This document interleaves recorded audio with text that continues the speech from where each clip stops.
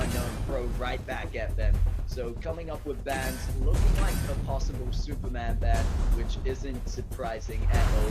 And I would probably call something of a Zephyr's ban in retaliation. Red team's turn to ban. Yep, Zephyr's Blue All Joker team's will turn be to pick. the primary ban right now, but then Unknown obviously going for the Joker. Red team's And turn to pick. NatusVanguard definitely will be picking up the Zephyrs for themselves. But with that, NatusVanguard actually, will have to go in for a comp that's not very comfortable with, like we were talking about yesterday.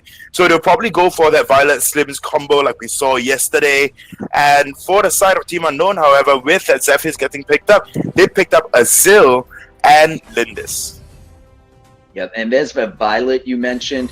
I mean, the Zenial going alongside it is not a bad choice at all. We saw Zenial play to great success at yesterday's games, and just that top lane pressure as well as the global pressure he provides and the support capabilities for your team. It's just such a great top lane pick, in my opinion, and obviously in a lot of these pro teams' opinion, as it fits right in with the meta. Alongside that, we see picks like Praetor and Lumber. And looking over for the side of Team Unknown, they've gone with Vayne, L'Oreal, and Lindis. They're going to finish their team off with what looks like to be a Crash, and that isn't a bad idea. Oh, they do need a front line to go alongside that of Vayne, as well as some good CC to initiate with when it comes along to the ultimate, the metamorphosis coming out from that Crash. All right, so quickly looking through the matchups that we saw, like you mentioned earlier on, Zephyr's Violet, Zenial, Praetor, and Lumber picked up by the side of Natus Gaming. Natus Vanguard, as for the side of Team Unknown, we are seeing Zil, Lindis, L'Oreal, Crashed, and Thane. So with this matchup, coming through, I'm expecting a lot more early game pressure coming out from the side of Team Unknown, whereas for the side of NatusVanguard, they will have to wait for a little, but to let Violet scale, they do not have a Slims this time round. And with that in mind, it is quite telling that NatusVanguard from yesterday's matches and even the matches before that, they're not very good with a mid-late game. They just lose control after that. So picking out a comp like that, they really need to wait to scale. So if they can pull it off, I think they have a better looking team comp overall. I mean, they have Zephyrs for the early game to be able to just harass, if not then take down kills, try to snowball. They have Zenial that you said have the global presence with the healing and the shield. As for the side of Team Unknown, what do you personally think? I mean, they have a Zil, they have a Linda. Zil do not work very well in that early game. However, he has great damage in that late game. Well, I think overall they've got good balance in their team comp. They've got the front line as well as they're going to obviously have Lindis on the back line, possibly put in the mid or that of Zil. Either way, what way they go about it, I think that they have a decent team comp that when it comes to either roaming and patrolling, then they're going to have some good gank CC potential there to secure some early kills, or maybe even just starting to take control game. But we'll have to see how they play it out as we go into the first game of today between NatusVanguard and Team Unknown. So they are fighting for that third place spot. Still a lot on the line between these two teams. And we see, at least for side of Natus, looking for a possible invade, but I think they're going to play it safe. It's just going to be the Lumber out there patrolling, making sure there is no counter invade, and each team playing a fairly passive early game per se. Yep, they are definitely going in for the more passive early game, as we see now Clash P on their Violet no longer holding that of the mid lane. Instead, we'll be going down into the bottom lane alongside Lumber. And I mean, Violet just does so well, just do so very well in that bot lane because of the amount of poke they can put up against that of Lindis. As we can see now, Clash P just putting up so much pressure in this early game up against Lindis and this Thane. And there's really nothing, the side of Team Unknown can do at this point in time except for wait, right? Lindis does well because of the vision that she provides to her team, but at the end of it all, the early game burst that Violet has, Lindis just has got no match whatsoever.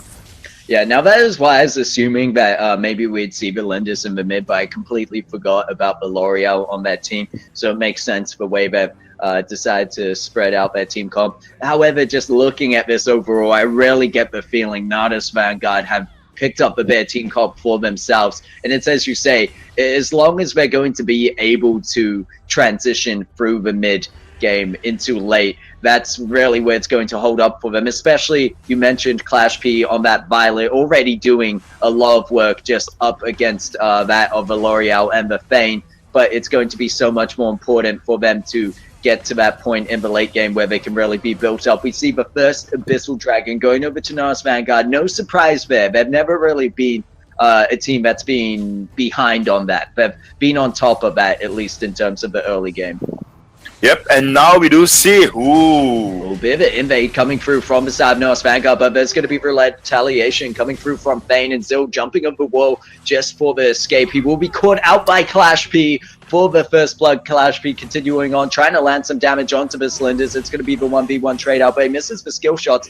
Still winning it out, as you mentioned. There's really nothing that the L'Oreal can do against Van. Just look at the range they have to poke the enemy from outside the turret range itself, and surely in a very comfortable position already, sitting at 6.5k over to 5.8, and will be happy to have got that first blood alongside the Abyssal Dragon. Yep, and one interesting thing to note as well was that, before the Praetor was picked up, the side of Team Unknown actually prioritized. Wait, let me actually see whether they actually prioritized that or not.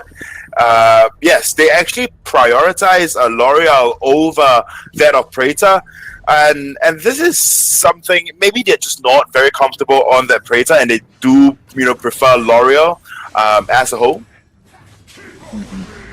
Well, we're going to see a bit of an engagement up here on the top lane. A bit of a gank, 2v1, nothing that can be done for Zenio. So that's a good trade-off for at least the side of Team Unknown to get that through. They might even get a fair bit of damage onto that top tower if there's no response, because right now we see a lot of attention down here in the bot side. There's going to be Lumber with the ultimate, game the knock-up, and Clash P trying to stay safe on that backline, game the damage through, but Lumber just eating up too much in the early game will go down as well. And so Team Unknown starting to kick back at least and have a bit of success there, especially with the timing they go on that. Abyssal Dragon is up now. However, it doesn't look like they're quite ready to go for it. Yep, they may not be ready, but as bringing back to my point, as we see in this mid laning phase, that L'Oreal just clears lane much slower compared to, say, Praetor. So that is one thing that, usually when you look at team comps and you want to balance out the team comps in such a manner where, you have a fast clearer in one of the lanes, you have a slower clearer in another lane that you can basically give up, or pretty much the suicide lane. Whereas for what Unknown is doing right now is that they are just going for, heroes that they're more comfortable on, rather, and instead of actually trying to balance out the team comp as a whole. Yeah, I get what you mean there, and that's probably why when we look at this, NatusVanguard definitely look like they have the better team comp lined up for themselves overall. And it's just the way they've decided to pressure this one as well. Although Team Unknown were, I wouldn't say lucky to get those 2 kills to themselves, but definitely it's not really going to make that much of a difference because they could not get any objectives off the back of it. Abyssal Dragon was up, but they decided not to take the risk, and we'll see how that pays off for them now as a fight breaks out next to the Abyssal Dragon. Clash P going to be on that backline there, but Zill jumping right through to the enemy backline. He will get taken out by that Praetor who rotated down. And so many people on the side of Team Unknown are low, but they're going to take out the Lumber before it goes down. Praetor with the poke coming through is able to pick up another kill for himself. But meanwhile, Clash P not even taking any damage himself, and it looks like Zephyr's still in that fight, able to pick up the final kill. In fact, the ace for the side of NatusVanguard, and they will be the ones to claim the Abyssal Dragon. So you just see how the dominance and the understanding of what they won in the early game is paying off for them, and how to play the early game. That I see this is a really possible match for NatusVanguard to carry on through, but it isn't the first time we've seen them do well and then let it fall. Well, it's not the first time we see them do well, but never this well. Really, with their team comp, I said earlier on, with that, Violet usually very late scaling, but then with the Zephyrs and with the Praetor, when you actually pick those heroes out, what happens that your early game burst is just insane, right? You can just like we saw in that previous team fight itself, just be able to just hold back in the back lines and just do plenty of damage without even,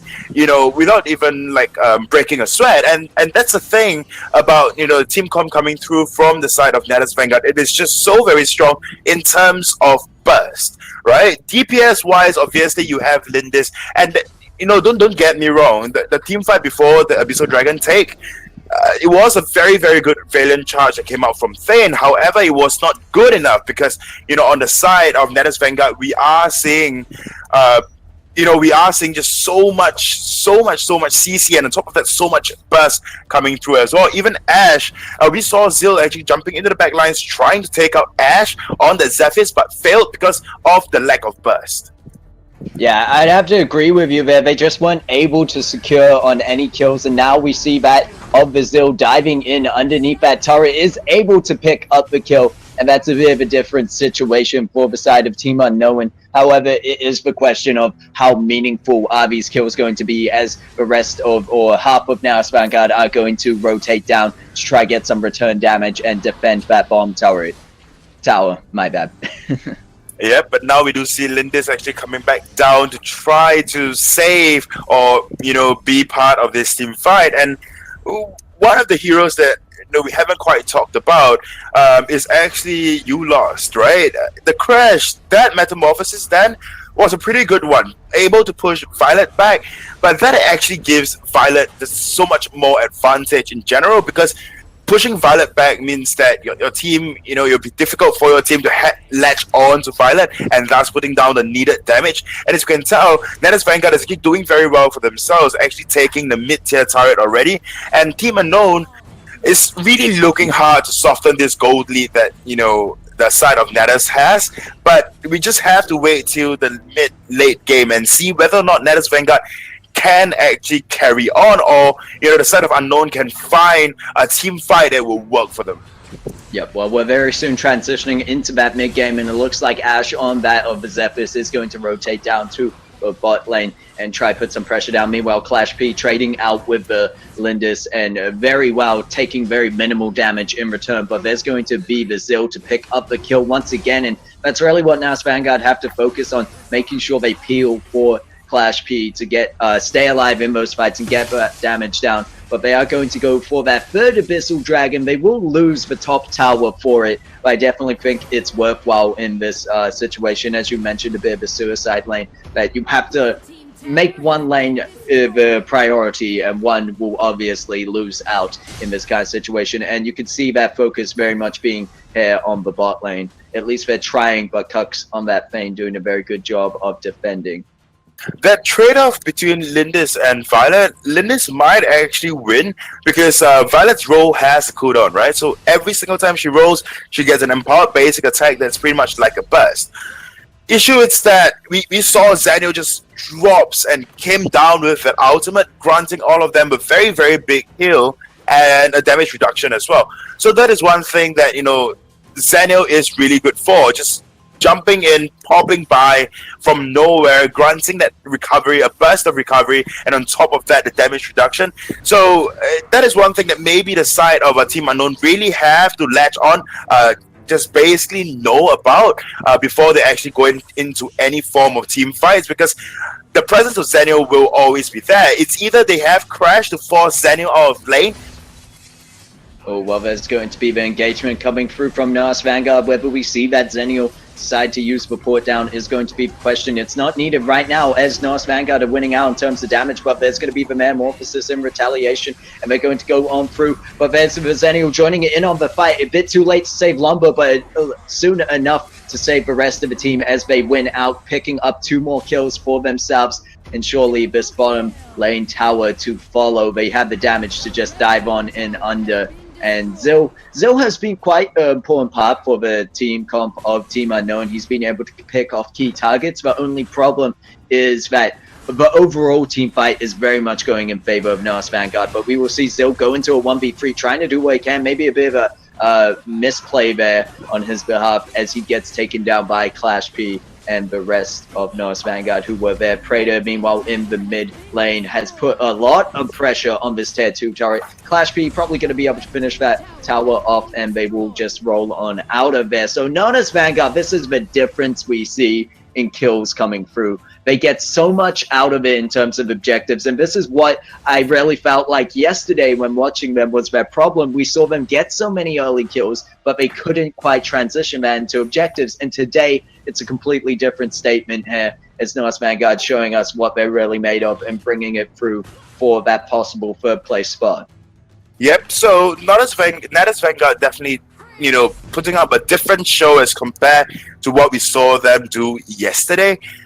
But okay, now it's, you know, it's reaching into the late game. Darkslayer is up, and a lot of towers have been pushed. Total 5 towers down across the map.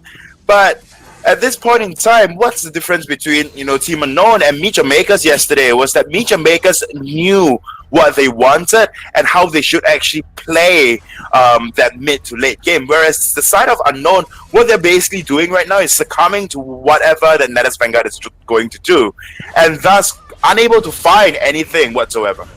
Yeah, well, there's going to be Ash on the Zephyrus, possibly caught out between 4 members on the side of Team Unknown, but in a similar situation, the Zil will be caught out between Clash P and Fuse. So when it comes to terms of resources, it looks like we have a bit of a disconnect. I was wondering about that Praetor. It did seem a bit off. It looks like he's got some internet issues there, but hopefully that will be fixed in time, because right now it is very important. This is very much the transitionary period that you mentioned, whether NatusVanguard can go and take, per se, the Darkslayer buff and make use of it and continue to push those high ground towers. And if not, I'm sure being a man down will definitely be quite the hindrance, even though they're ahead of Team Unknown. Team Unknown have a chance for comeback as long as they find the pickoffs and when Natus is separated and such. I mean, just looking at it right now, it is only a mere 5k difference, say 5.6k difference. But although it may be a large one, but down to AOV as a game itself, what really matters most is that late game. If you find a good team fight, basically pick someone off, like what, you know, the side of Unknown did on Zephyrus, then enforce a team fight, after which you can easily just will come out on top of the team fight and eventually be able to secure yourself the Darkslayer or the Abyssal Dragon and then push your lead from there. Because to be quite honest, even if your man goes down, like say the Crash goes down in that late game team fight, it doesn't matter because everyone have used that expired all their abilities onto this Crash, and thus he goes down, and your team still has their abilities up, and now Fuse. Well, Crash going to walk into that bush, and the Lumber and Crash trade out some damage there. Looks like they will be trying to move on in onto Team Unknown. NatusVanguard's going to be the initiators on this one. Zenny will win the front line. There's going to be the Zephyrus coming around the side. Meanwhile, they notice that Zil is not a part of this team fight. They're trying to push for what they can, but there's going to be the Metamorphosis to push them back into the wall, landing the stun as well. L'Oreal, very low under turret, is going to get dived by the Zephyrus. Meanwhile, Zil in chasing down that of the Praetor. I'm not sure if that's the correct target, as Clash P still left alive, very low on HP, but able to dish out the damage necessary to help his team win this team fight. However, here comes Zil back in full health, and there's going to be the retreat from the side of Team Unknown.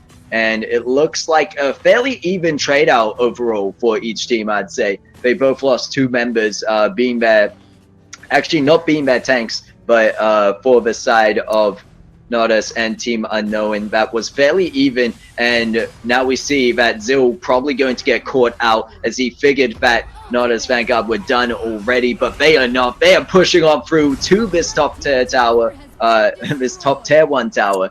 And they will probably make a rotation down to Darkslayer. I'm not sure if the 3 of them can do it, but they may as well start.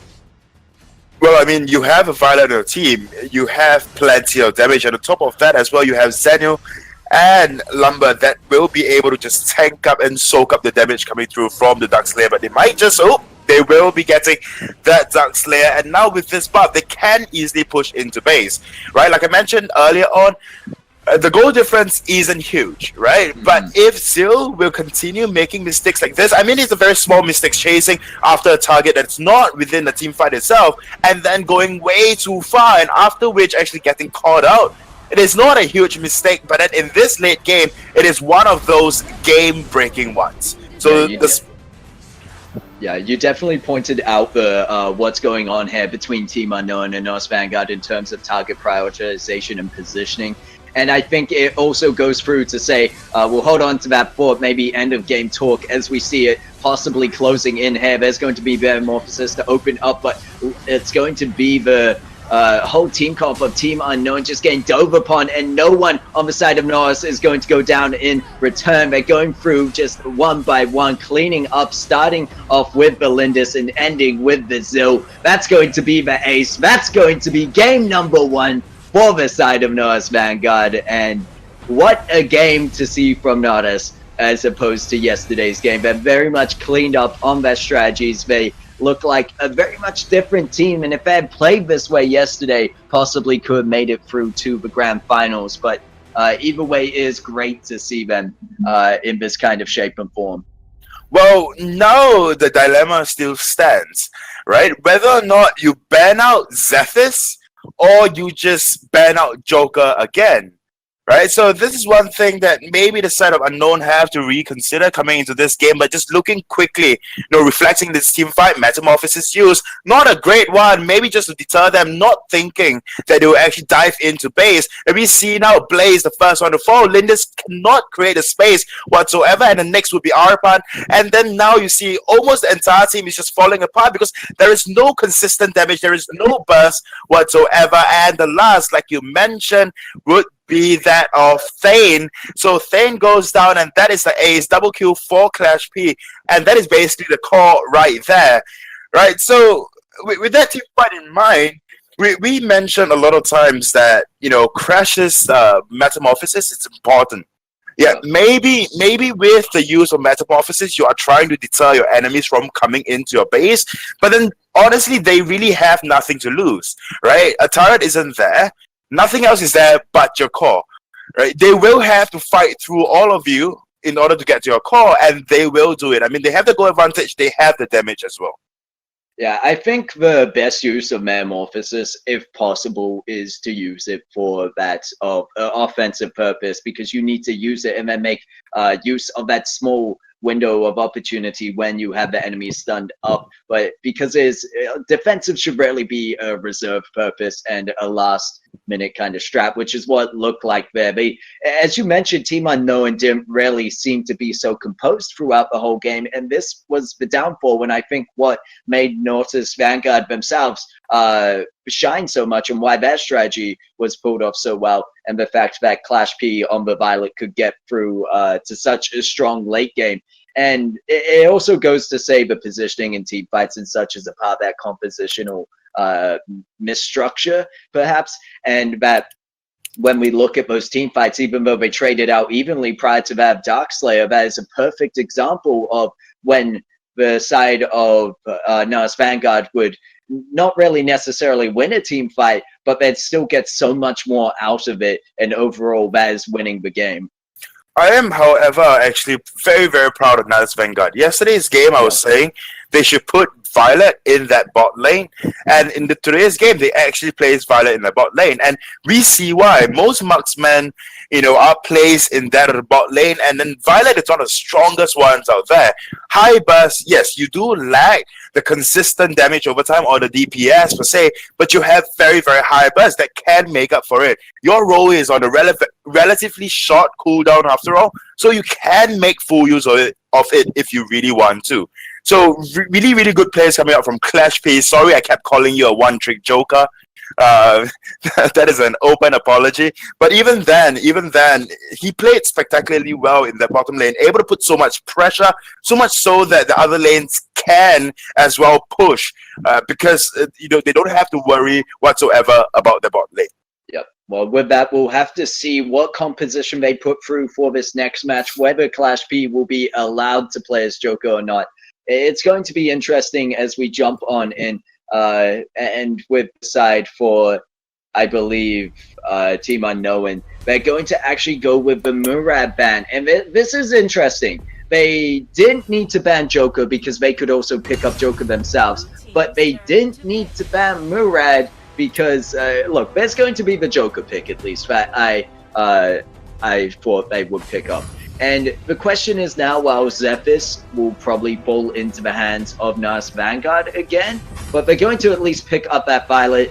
There's the likely Zephys, but they're not sure if they want to go Zephys or Zenio, I would imagine. I think it's going to be on that Zephys. It's too good to give up. And you talked about this, whether they would ban out the Zephys. Now, I understand Murad's still in the meta as well, and a great pick, but by doing this, I knew they wouldn't ban Joker because they could just pick up Joker themselves and then deny it from Clash P.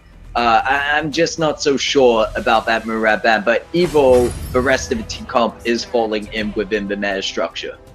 Yep.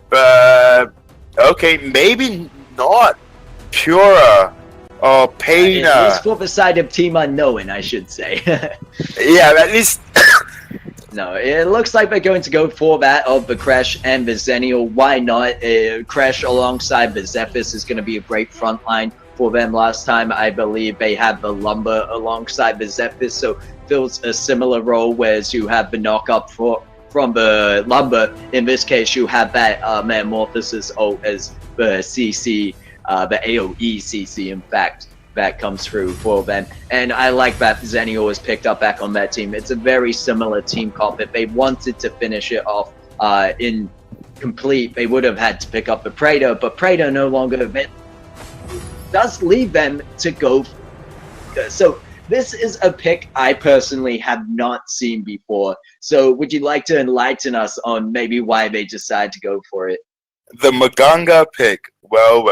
Okay, I'll be honest with you. So I played AOV during the beta stages, the beta stages. So even before AOV was roughly popular, right, across Southeast Asia. And Maganga previously was a really, really strong hero, right? You have heal you're basically a support, right? You have excellent heal. Firstly, you have excellent damage over time because of your poison.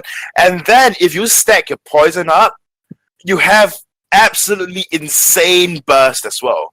But they've obviously tuned Maganga to the extent where you can no longer delete an enemy at 3/4 health. Yes, you used to be able to do that, right? Just delete the enemy. You can no longer do that. But even then, thinking about it, I mean, Alice is still on the table. Alice is an excellent support. Obviously, Alice doesn't have a heal, but you have Zenio on your team already, so you don't really need that heal anymore. You could have picked a more, aggressive mage, but say, maybe Illumia. Illumia is an aggressive mage, someone that can actually help you out. If not, then Gina. We saw a couple of Ginas before on Natalia, right? To fit into this particular team comp itself, you didn't really have to go for the Maganga. So it does kind of.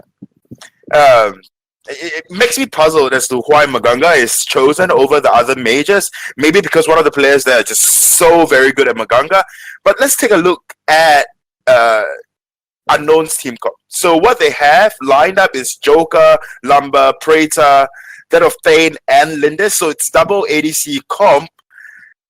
I don't know what to feel about this. Joker's probably going to be in the mid lane, and then you have Lindis at the bottom lane. But then, in the previous team comp itself, it's in the previous game itself, they ran something very, very similar, but then it cannot out-damage whatever that Violet is putting out or Zephys itself. Yeah, well, we will have to see just how it plays out as we jump into game number 2 of match 1 between that of NatusVanguard and Team Unknown. Natus taking the first game, and we'll just see how they play this one, especially eyes on that Maganga, as you mentioned, used to be quite toxic indeed, and we'll have to see how much poison he can dish out this game, how much burst he's got in the barrel. But with that, looking back at just a reiteration of the Team Unknown comp that you mentioned, that they have the Lindis, Praetor, Lumber, Joker, Thane comp. They have good frontline as well as good backline poke, and of course, I think that the fact with Lindis this time have gone and put in the jungle is a much better decision. Of course, they have the I was gonna say, of course, they have the Joker, and I was expecting to look down to the bot lane and see the Joker there because I figured, well, why not match ADC against ADC? But instead,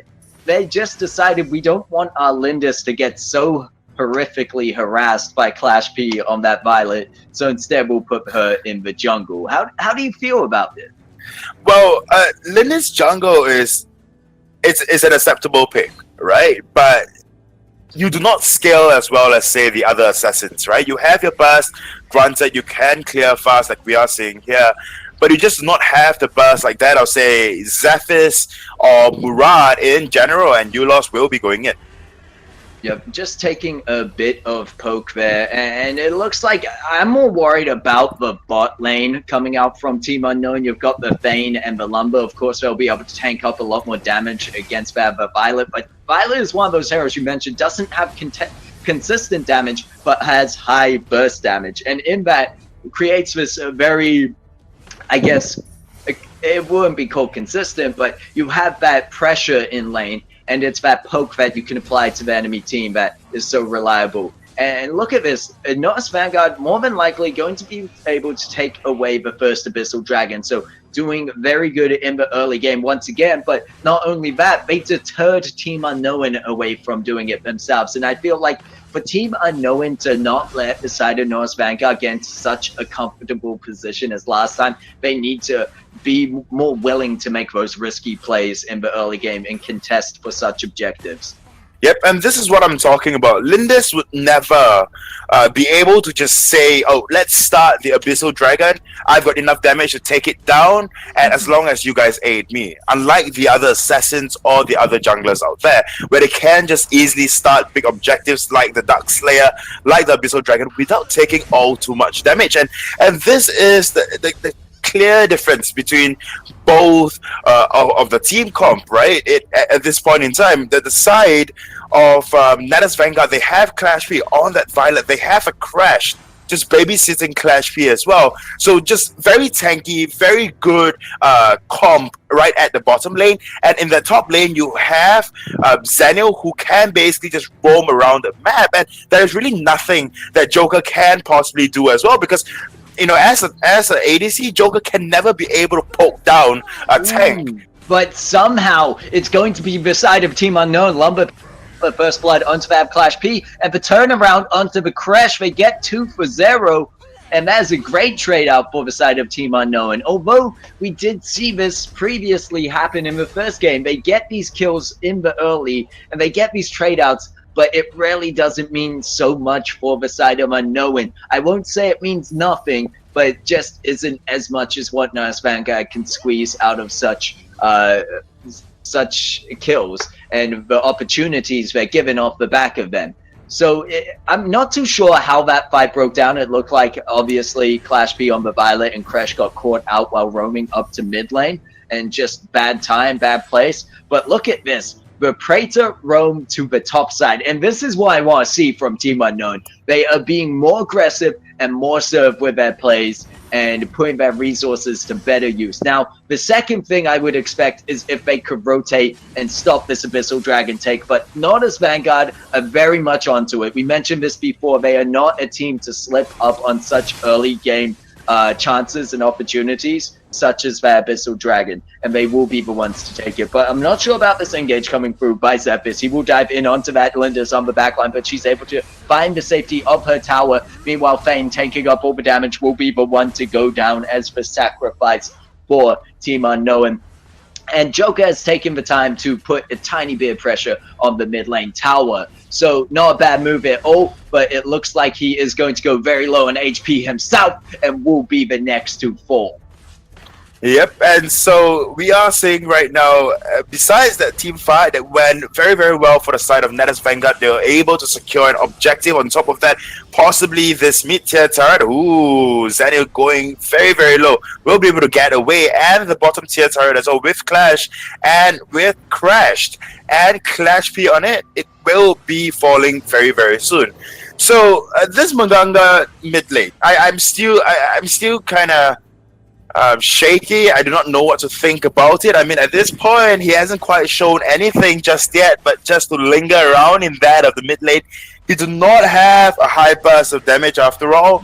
So I think what he can do is provide the support. Might see Maganga come into play here, but the team doesn't even need him. NatusVanguard cleaning up that Thane, who just dived on in too deep, gets punished by that of the Crash ultimate coming on through the stun, and then the rest of the team of the damage. But it might be return in terms of tanks. There's going to be the Crash falling to that of Praetor, but it looks like Lumber, a bit of miscommunication without his team, isn't really going to get much done. However, he might get the bait coming in through, whether Zephys and Maganga have the burst damage to take them down, and it looks like they'll at least pick up the Linders. They follow through the triple kill, and this is why you don't hand over the Zephys. And it was a pick that you mentioned at the end of last game. You were very much worried about whether NatusVanguard would give that or get that pick onto Ash again, and they did. And we see the strength of it, because I think in that last game, when it came to key damage output, you really had to give it to Zephys in the front line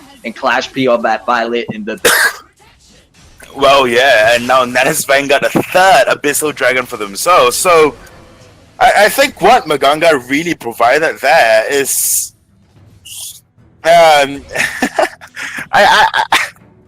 guess it's slow poke from Maganga. The damage over time, I guess. I mean, he didn't quite use his ultimate detonation at all. He didn't pick up any kills for himself. All he did was the assist. Yep, and it looks like Joker might get caught out, but instead it's going to be the turnaround onto that Zenial, and Clash B should be able to roll away from that. I don't think there will be any trade out coming through from Natus, but you can see in the second game, at least Team Unknown have slowed the progression of NatusVanguard in terms of that snowball happening. And I think NatusVanguard's starting to struggle a bit more, in fact, of pulling off such a clean game as they did last time.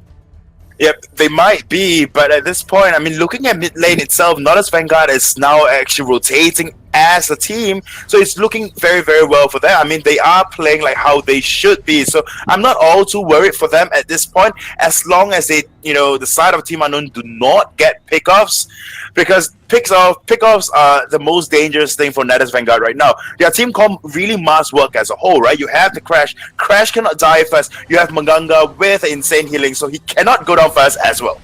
Okay, but it's going to be up to Team Unknown to try and initiate. This is coming on through, though, as retaliation from NatusVanguard. The Crash actually able to turn around that baited fight, and they managed to pick up 3 kills for themselves, following through onto that Lumber. I don't think they have the damage to take him down under tower, but they could do for Praetor, forcing him to blink out of there, and they might give up that tier 2 mid tower. Lumber still in the front line. It knows he can tank up a fair bit more, and is trying to just make sure that, at least this is what I see from Team Unknown, they're not giving up the fights and objectives so easily. There's the turnaround. They pick up both that of the Zenial and the Violet, and they're following through, trying to get the Crash. I think they'll be able to do so in the end, but no, Crash makes it back to the heel next to his tower.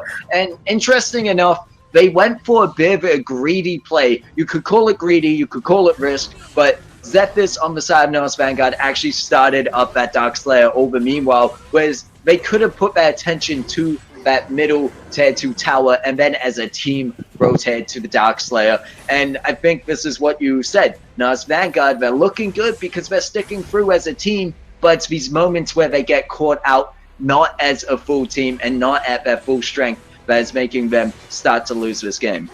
Honestly, in that particular team fight, what really happened then was that Maganga just went down really for nothing. I mean, he wasn't part of the team fight really at all, and when he was part of it, he just dies anyways, right? Because he didn't have the burst. Firstly, granted, you can heal from the back lines, but if we are going to give you so much resources in that of the mid lane, I do not just expect you to heal. I want your damage. I want your, you know, contribution to the team, if at all. I mean, at that point, NatusVanguard was actually winning as well, but they had to go in for the greedy plays. They had to go in for the second tier mid turret. Well, it looks like a Team Unknown with the Dark Slayer buff are going to go in. That's a great use of the Metamorphosis to keep half the team off and deter them from this team fight, knowing that Violet is in the mid lane. Meanwhile, they've got Zephyrus up in top, so a 3v5 situation in terms of resources, very much working out for them. Clash P will be able to take that away. Now needs to try and find the safety of the Zephyrus, otherwise it's going to be all but doom for them, and there's going to be the engagement. Zenial jumping on through, but not enough to save that of Clash P. Joker already scaling into that late game, but he still is fairly squishy. However, Zenial not able to find the kill and will get turned on by the rest of Team Unknown. So a very back and forth situation, but the jump over wall might be enough to save him. The question is, will he get caught out by any more CC? And no, he finds his safety with the rest of his team in his own jungle. So it is overall, I would say that's a win for NatusVanguard. They traded out one tower, and that being the tier 1 tower for the high ground tower in the mid lane from the side of Team Unknown. Well, it is a good trade-out, right? You lose a life, you lose 2 to open up the entire base. It is definitely a very, very good trade-out for the side of NatusVanguard. But if they are going to continue with plays like that, and trade off rather than pick off, I mean, there is a big difference, right? Where you actually go in for the turret and then your tower and then your able side is fully exposed. So if NatusVanguard do not take care of the mid lane at all, or rather the side of Team Unknown do not take care of the mid lane at all, what will happen then is that NatusVanguard will be able to just push through into the game. Whereas if they are able to, are they really going to? Okay, Team Unknown going for the win. Merciless do not want to allow Zephyrus that free pause. They're going to continue pushing on him and get the mid tower.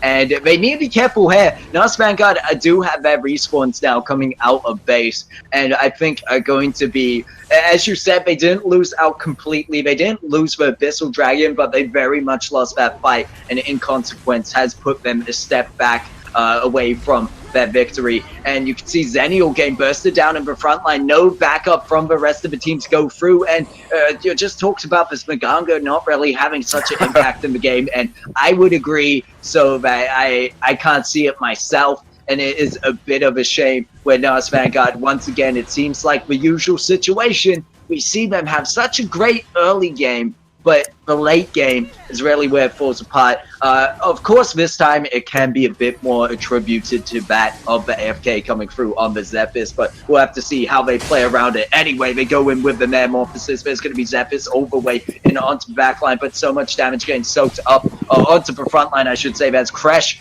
Meanwhile, holding off the rest of Team Unknown. They are able to get one pick for themselves, trying to push on through Zephyrus. Can't find the Joker as he's able to roll back from that, and the Lindis as well, keeping that distance, but does get caught out. And NatusVanguard are doing such a systematical push one by one and breaking down Team Unknown. It's only the Praetor left standing, and they only lost one man for this, and they're going to continue pushing on through for the win. That Zenial was actually able to rejoin the team because of the ultimate, and they get the game no matter what. They just pull on through, and NatusVanguard proving me wrong that they weren't going to fall apart. They got in when it was clutch. That game. I had thought that Unknown would have made a comeback. I mean, just look at this, right? So Unknown is the one with the pressure, with the poke, and then out of nowhere comes a Metamorphosis because of Praetor's A. And then you see Zephyrus jump into the middle, tries to delete one. Shashank Jake is already down, not up at all yet. So this is a 4v5 that we are witnessing. Clash P very low. Maganga is also there. It's just being there. I'm not sure for what, but he's just there. And then you have Ash just in the front line, putting so much work. Lumber with the bad move goes in. And then you see Ash goes in once again, pick up someone, and the next target will be that of Joker. Arpan, very good A, deleting or rather slowing everyone down. But it is not enough. Shashank Jake is still at full health. With that tank there, they just easily push the core down, and there was nothing whatsoever that Arpan on that Praetor could do. So that push was an interesting one, firstly, and it is spectacular indeed. Well, you've got to give it to what the side of NatusVanguard did right, and what that of Team Unknown did wrong. Now, what NatusVanguard did right, they practically ignored the tanks once they took down the Fame. They knew, okay, now we're not going to get charged back at least. Now we can dive onto the enemy team safely, and they don't have so much CC to push us off. Of course, I mentioned how the Joker was able to keep his distance for a while, but the Lindis was the one to get caught out instead. And because of that, they just went on through to lean them one by one. With the man advantage, even after being 4 versus 5. And it's just such a great play coming out from Natus. But when you look at what Team Unknown did wrong, I think is a lot in terms of positioning after that. There wasn't too much they could do. But if the Praetor was running back through the mid lane, he could have at least put down some return damage when a few of them were low right before the Zenial joined in, I believe, and healed them up. Could have been able to land some of that damage. He's trying to do so over from the jungle side and over the walls there, but it is just too far away, and he wasn't able to connect with that, and instead was the last one left standing, and was a single Praetor going to do against a full late game team comp of Natus, especially when there's OP Maganga there. Okay, no trash talk on the Maganga, but at least it didn't fail. It came through in the end, but I think you really had to give it through to, it wasn't so much the comp in some sense. The comp, they could have obviously had a better pick for the mid lane, but they went and they played it so well. Is that positioning and that engagement, especially in that last fight off the back of the Metamorphosis from the Crash.